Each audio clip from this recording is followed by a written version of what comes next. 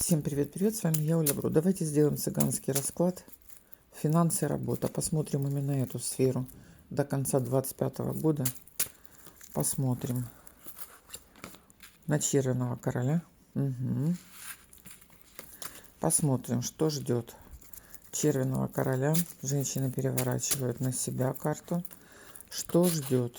Финансы и работа. Что ждет? Деньги ждут. Хотя вы волнуетесь, да? Хотя вы волнуетесь.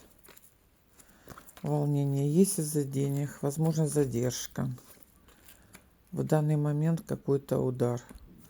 То есть что-то вы предпринимаете. Но в данный момент задержка. Но идут какие-то новые возможности. Которые вам, видите, обещают очень хороший, устойчивый результат.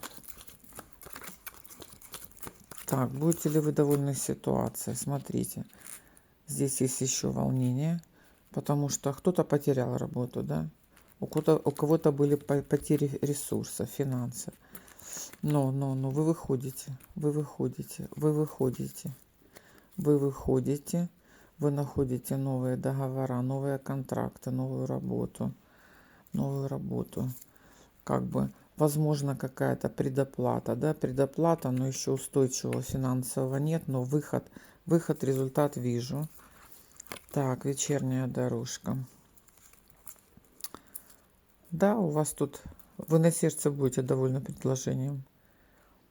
Идут предложения по поводу заработать, да,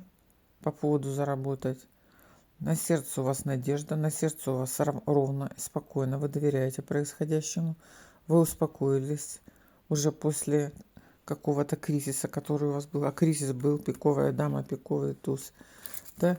Немножечко еще 9-7 пика, вы еще немножечко ситуация, еще послевкусие неприятное присутствует, но выход, результат, 2 десяточки дают нам надежду на то, что завершение 2025 года, дает вам хорошие шансы на новое, хорошее, стабильное начало.